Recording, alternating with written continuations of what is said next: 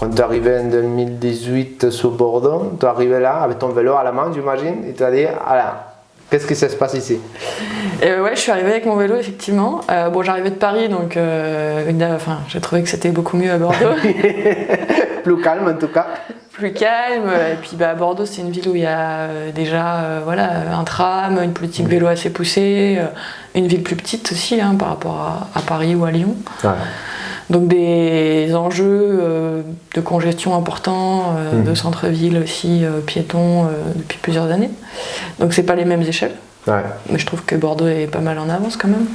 Il y a des choses qui sont bien avancées. Après, voilà, je pense qu'à fur et à mesure du temps, la métropole de Bordeaux, bon, la Gironde, on se retrouve dans des nouvelles problématiques qu'on croyait résolues, mais voilà, l'impact positif qu'il a eu le changement dans la mobilité a généré de nouvelles besoins et que maintenant il faut répondre, il faut trouver et c'est là que c'est très intéressant, c'est toutes les choses qui sont en train de se passer en ce moment. Mais je reviens à 2018 parce que c'est là qu'on s'est connus. Tu as frappé à la porte des Vélocités où je travaillais à ce moment-là. Et tu es venu te présenter en disant voilà, je travaille pour je ne sais pas si c'est une association, Ville et Territoire Cyclables. Et je me présente parce que là maintenant je suis sur Bordeaux. Et je t'avoue une chose, à chaque fois j'avoue des choses, c'est que je ne connaissais même pas Ville et Territoire Cyclables. Je venais d'arriver aussi il n'y a pas longtemps à Vélocité et je ne connaissais pas cette institution. Et en plus, voilà, quand tu es venu, j'ai cherché un petit peu. Voilà, j'ai vu qu'en plus, elle était née à Bordeaux, en fait. Oui, tout à fait. C'est né à Bordeaux. Tu veux que je t'explique un peu? Oui, explique-moi, qu'est-ce que c'est les villes et territoires cyclables? C'est une association de collectivités, donc c'est le Club des villes et territoires cyclables. C'est une asso qui est née à Bordeaux d'élus bordelais et girondins et d'autres collectivités françaises qui en fait ont décidé de faire davantage de lobbying pour la place du vélo en ville, mais vraiment du point de vue collectivité territoriale et élus. Et donc c'est un conseil d'administration composé d'élus, la plupart des grandes métropoles, des communautés d'agglomération, et puis une petite équipe salariée qui travaille sur des études, sur de la mise en réseau de collectivités, des ressources, des enquêtes mobilité aussi auprès des adhérents, ce genre de choses. Dans ces dernières années, je vois qu'ils ont beaucoup de travail, comme tu disais, des rapports, des propositions et tout ça, que c'est assez intéressant. Ouais. En fait, c'est un écosystème, donc le vélo, donc ça fait partie des acteurs de l'écosystème vélo, cette association qui a fait beaucoup de lobbying dans les dernières années avec d'autres, Vélo et Territoire, la FUB, pour que le vélo soit davantage pris en compte dans les politiques publiques, notamment la loi d'orientation des mobilités. Et donc ça porte ses fruits aujourd'hui. C'est un travail de longue haleine depuis une trentaine d'années pour qu'aujourd'hui le sujet explose vraiment, quoi.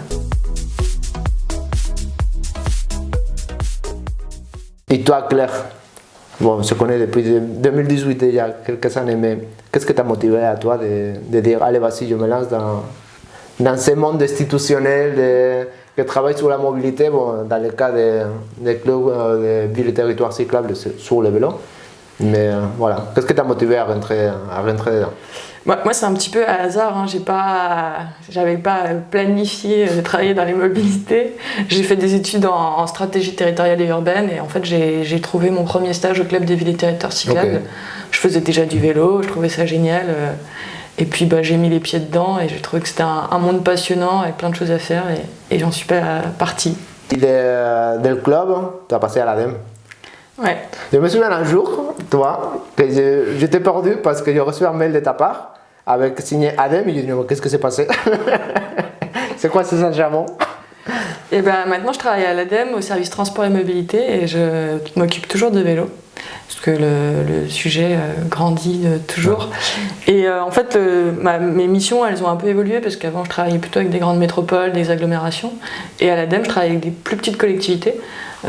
Des communautés de communes, des pôles d'équilibre territoriaux, des territoires plutôt peu denses, pour les accompagner dans le développement du vélo. Et nous, à l'ADEME, on les finance et on les accompagne. Dis-moi, c'est quoi l'ADEME? C'est quoi ces trucs qui s'appellent l'ADEME? C'est quoi ça que personne connaît? Alors, l'ADEME, c'est l'Agence de la transition écologique et c'est une agence publique qui dépend du ministère de la transition écologique et du ministère de la Recherche. Voilà, on est une agence qui travaille sur beaucoup de sujets, notamment la mobilité, mais aussi j'ai des collègues qui travaillent sur l'alimentation, sur l'économie circulaire, sur les réseaux de chaleur. Donc voilà, c'est vraiment tous les sujets de la transition écologique. Et le rôle de l'ADEME, c'est d'apporter de l'expertise, mais on est aussi un financeur. Comment est structuré à niveau national? Est-ce que c'est par région? Est-ce que c'est... Au niveau national, en fait, on a un service transport et mobilité, et ensuite dans chaque direction régionale de l'ADEME, on a 1 ou 2 personnes selon la taille des régions qui travaillent sur le sujet transport-mobilité. Okay. Et donc au national, on a une équipe d'une 20aine de personnes et on a chacun des sujets un peu spécifiques, notamment l'aérien, le ferroviaire, la logistique et beaucoup d'avant, enfin aujourd'hui encore plus la cyclo-logistique aussi. Donc voilà, tous les champs un peu de la mobilité et des transports sont couverts et on est plusieurs personnes à travailler sur les mobilités actives et sur le vélo.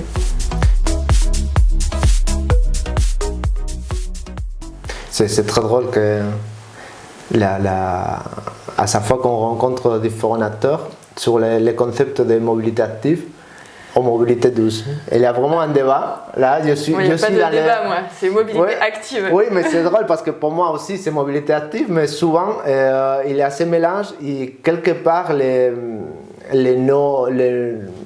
mots marketing mobilité douce, ça passe beaucoup mieux que mobilité active. Alors pourquoi c'est mobilité active pour toi et Pour pas moi c'est mobilité active parce que déjà active c'est un mot qui est positif, donc l'idée c'est vraiment de dire qu'on bouge avec sa force physique, son énergie musculaire et c'est pas une mobilité passive. Je trouve que dans mobilité douce on a plus cette notion de passivité et après c'est de la sémantique, c'est aussi selon les mots qu'on va utiliser on va faire passer une certaine forme de discours. Je trouve qu'avec mobilité active, on dit davantage moi, la réalité. Je suis d'accord avec toi, mais c'est surtout le côté mobilité douce, ça me plaît quelque part aussi parce qu'il a ce côté de APC. Ouais. Mais en même temps, mobilité douce, on dirait qu'on est dans les dimanches, on est en train de se balader sur les quais et on va tranquille et pépère. Non, mais je vais au travail en fait, je ne vais pas tranquille et pépère, j'y vais en fait. Et voilà, mais c'est curieux quelque part parce que c'est vrai qu'à chaque fois qu'on parle dans des réunions ou même dans les médias, tout ça, ça parle beaucoup plus de mobilité douce qu'active. Oui, après nous à l'ADEME, toutes les personnes qui travaillent sur le vélo ont fait du lobbying pour utiliser mobilité active. Et on le rappelle parce qu'il y a aussi beaucoup d'acteurs qui arrivent sur ce sujet-là qui ne le connaissent pas. Et nous, on essaye à chaque fois de faire de la pédagogie et d'expliquer pourquoi on utilise mobilité active pour que l'utilisation se répande et que voilà, on parle bien d'un sujet pas du dimanche quoi. C'est vraiment la mobilité du quotidien. L'ADEME vient de lancer l'appel à projet de Avelo 2. Ça veut dire qu'à Vélo 1, il a très très bien marché. Ouais. Avelo 1 a très bien marché. Je sais pas si tu veux que je t'explique un peu ce que c'est. Oui, bien sûr. En fait, c'est un programme qui est financé par les certificats d'économie d'énergie, donc un mécanisme qui permet vraiment de lever pas mal de fonds. Donc on a 13 millions d'euros et on finance 220 collectivités. Le but, c'est vraiment de prendre des collectivités qui faisaient pas grand-chose sur le vélo ou peu de choses et de les accompagner pour qu'elles définissent une stratégie vélo. Donc souvent, ça passe par un schéma directeur cyclable. Et d'expérimenter des services, de faire de l'animation, voilà, vraiment de mettre en place ce que nous on appelle le système vélo à l'ADEME, donc de jouer sur tous les leviers. Le système vélo, c'est bien ça. Et Avelo 1, effectivement, a bien marché, donc le programme n'est pas encore terminé. Là, on a des projets qui sont en cours, qui vont se terminer d'ici la fin de l'année ou tout début 2022. Et on a une super dynamique et beaucoup de collectivités qui nous ont demandé s'il allait y avoir d'autres appels à projets. C'est pour ça qu'Avelo 2 est déjà en train de se lancer là, et on aura des premiers lauréats au mois de septembre 2021. Ça, moi, je n'ai pas regardé à fond Avelo 1, mais j'avais vu un petit peu des articles de ça, j'avais dit oh, mais c'est super en fait, vraiment, j'ai hâte de savoir, je ne sais pas s'il va y avoir un rapport qu'on puisse lire.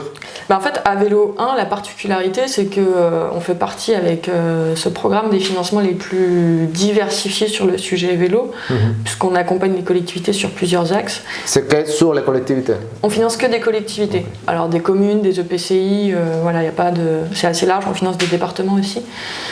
Et on finance des postes aussi, donc des chargés de mission vélo mobilité active qui travaillent à 50% ou à 100% sur le sujet en collectivité.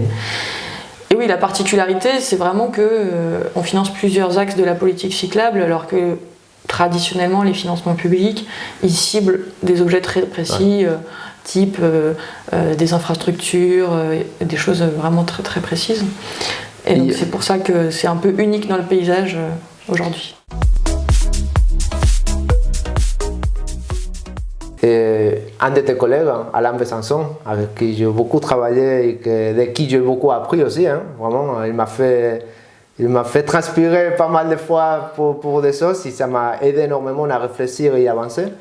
Et c'est lui qui m'a mis sur la table le concept de changement de comportement. Bien sûr. Et vraiment, c'est quelque chose que, avant de commencer à travailler avec lui, oui, tu entends les mots changement de comportement et tu dis ah, c'est super, ok, je comprends. Mais c'est la fois que je me suis travaillé sur ce sujet-là, j'ai compris que c'est un concept essentiel en fait. Le changement de comportement, c'est simple à dire, hein, mais c'est très compliqué à le mettre en place. Comment on fait pour faire à les gens changer de comportement? Et là, je te lance dans les pairs urbaines, parce que c'est là que ton travail à l'ADEME est assez fort quand même. Ouais, alors le changement de comportement, c'est vrai que c'est un peu une spécificité aussi de la culture, je dirais, du travail de l'ADEME. On part pas uniquement de la problématique des infrastructures, ou qui peut être davantage portée par le CEREMA, voilà, qui va produire de la connaissance sur comment aménager sa voirie, etc. Dans le périurbain, on part dans pas mal de cas sur des parts modales qui sont à plus de 90% voiture, hein, si ce n'est plus dans certains cas. Ah, c'est énorme quand même. C'est énorme, après c'est la réalité parce que la configuration des lieux de vie, des lieux de travail et les connexions entre les deux ne sont pas aménagées pour d'autres modes de transport que la voiture individuelle. Et donc du coup le changement de comportement, enfin peut-être pour revenir un peu sur ce que c'est de se dire qu'on a une pratique de mobilité qui est très personnelle, qui va dépendre de notre mode de vie, de les endroits où on doit se rendre, et on va prendre nos décisions en fait en fonction de ce qui est disponible en fait. Si on vit dans un endroit où on a un bouquet de mobilité, on va pouvoir choisir le mode de transport le plus efficace, et souvent dans les zones périurbaines, le plus efficace c'est la voiture individuelle. Ouais. Et donc le changement de comportement, c'est comment est-ce qu'on apporte à des personnes d'autres solutions qui soient assez intéressantes financièrement en termes de temps, en termes de qualité de trajet, etc., pour que ça leur donne envie de changer de mobilité. Après, je peux te parler de ce que nous, on voit aujourd'hui, parce qu'on finance des collectivités dans le programme à vélo qui agissent à l'échelle périurbaine, voire rurale. Et ce qui va être développé déjà, c'est que, y compris dans le périurbain, il y a des centralités en fait. Donc il y a des centres-bourgs, il y a des pôles générateurs de transport comme on les appelle, donc ça va être des écoles, des services, des lieux où il y a beaucoup de gens qui vont, même si voilà, c'est pas à l'échelle d'une métropole où il y a tout le monde qui vient par exemple dans le centre de Bordeaux. Et du coup l'idée de base déjà c'est de cartographier ces endroits-là et comment on peut offrir des solutions. Alors nous on travaille sur le vélo, mais ces collectivités, elles se positionnent aussi sur d'autres solutions de mobilité. Et donc du coup déjà l'idée c'est de faire ces diagnostics-là, d'où on part, où est-ce qu'il y a des déplacements et comment est-ce qu'on peut offrir des solutions de mobilité active. Et donc là on en est un peu là dans pas mal de territoires. On finance aujourd'hui des stratégies de mobilité active, des schémas directeurs cyclables. Bon, la réalité, c'est que les infrastructures ne sortiront pas avant 5-10 ans. Et donc, le changement de comportement, il arrivera là, dans les années qui viennent. On ne peut pas demander aux gens, parce qu'on a lancé une démarche de planification, de changer de comportement. Ça ne marche pas comme ça, malheureusement. Mais après, il y a aussi de plus en plus, et aujourd'hui c'est le cas, de gens qui, malgré l'absence d'infrastructures, malgré voilà, des routes un peu dangereuses parfois, se lancent et font du vélo pour faire 5-6 km. Et ça met un peu le pied à l'étrier aussi d'autres et des collectivités qui voient qu'il y a une demande, il y a des cyclistes et il y a un moment il va falloir aussi penser à eux dans les aménagements, quoi. En fait, pour le périurbain, nous, au sein des BAM, notre vision, c'est une ambition multimodalité, ambition intermodale. Et ce que nous on veut, c'est mettre la personne au centre et étudier les mobilités par rapport aux activités. En fait, pour nous, c'est les activités qui doivent gérer les modes de déplacement. Par exemple, à l'école. Un article que j'ai lu il n'y a pas longtemps parlait justement de ça, c'était la difficulté de faire que les enfants ils vont à l'école d'une façon différente qu'avec la voiture, avec papa et maman. Ouais. Est-ce qu'il y a des exemples que tu connais, des actions, des activités, des projets qui sont mis en place, des programmes qui sont mis en place par rapport à ça, justement, qui travaillent sur l'activité précise et pas sur le territoire en soi? Alors, j'ai des exemples. Après, ce que tu dis, c'est intéressant parce qu'en fait, c'est un peu décentrage de la façon dont on mène les politiques publiques en France, où on n'a pas l'habitude de se cibler sur des publics particuliers, ce qui est par contre ce qui se fait en Angleterre ou aux États-Unis, où on va prendre une communauté et on va dire ok, on bosse sur eux. Nous en France, on est plus généraliste et on considère que la mobilité, c'est un peu tout le monde pareil. Alors qu'en fait, comme tu le dis, c'est pas du tout le cas. Et sur la mobilité des scolaires, il y a quelque chose qui est très intéressant, c'est le département de la Gironde qui a mené une très grosse étude pour faire des diagnostics mobilité autour de tous les collèges du département.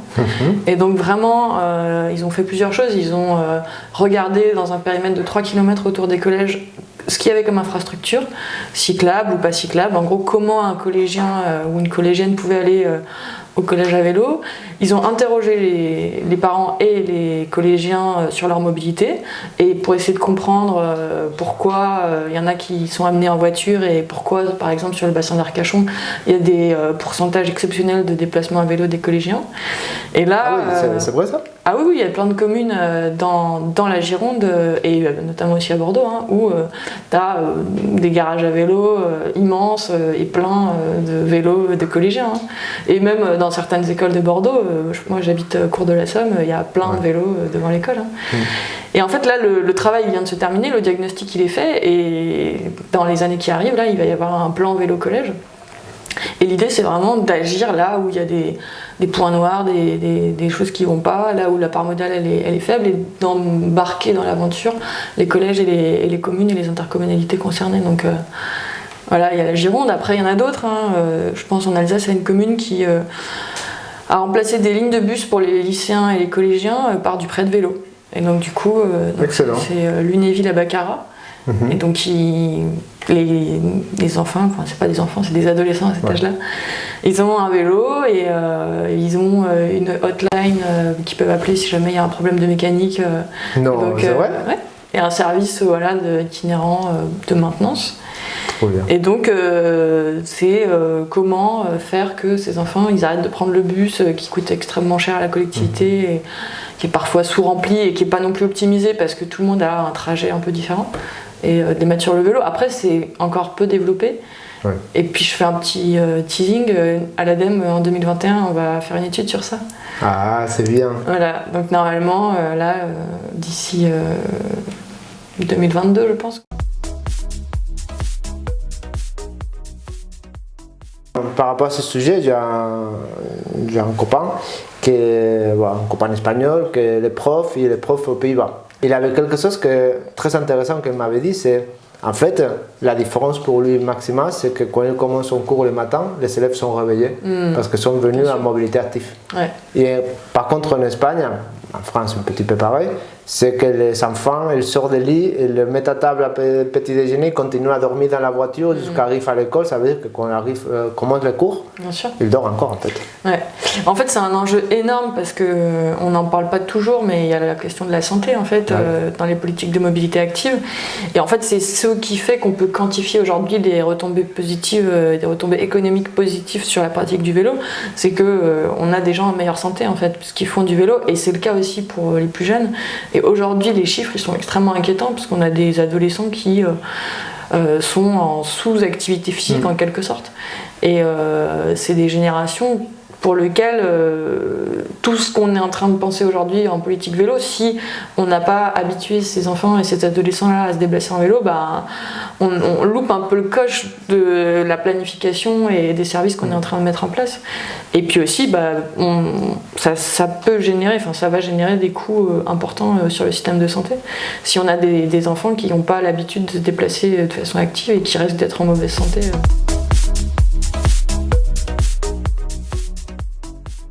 Et là, on rentre dans...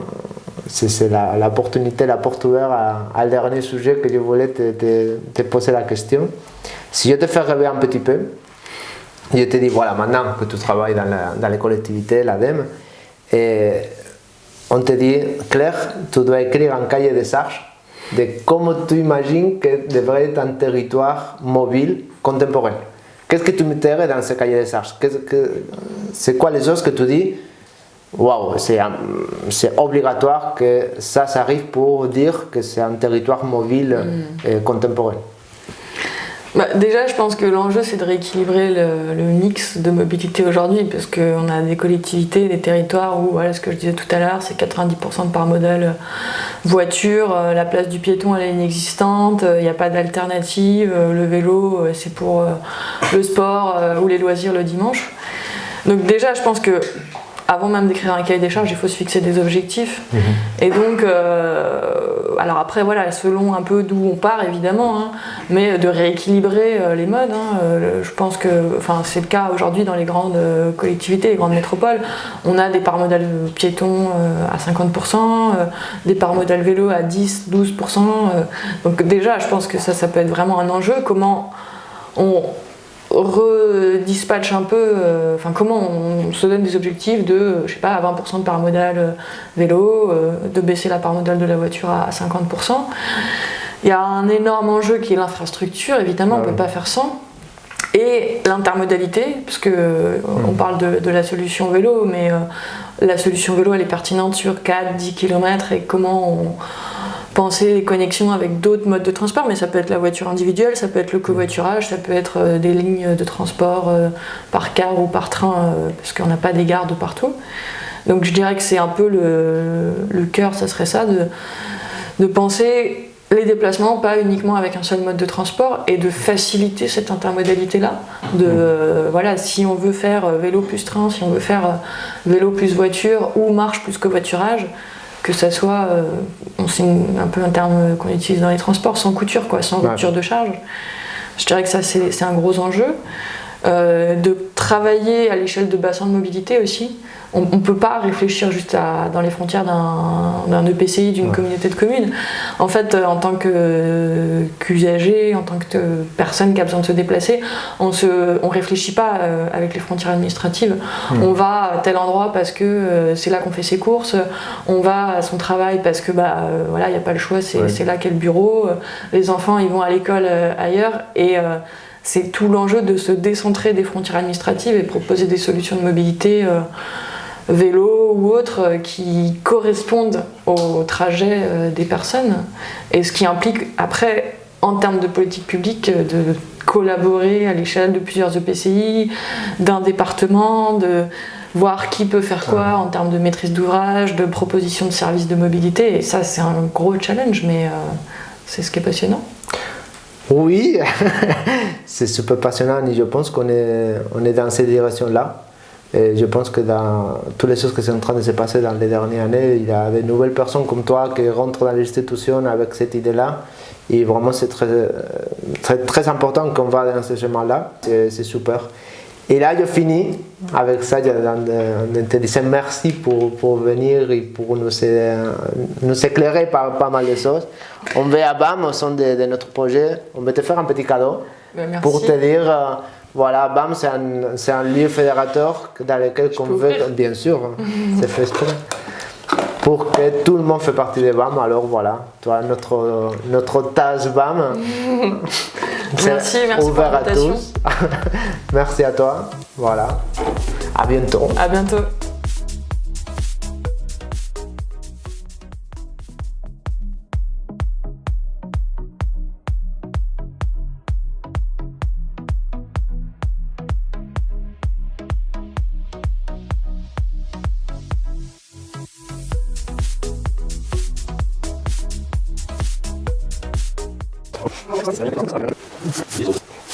Ой,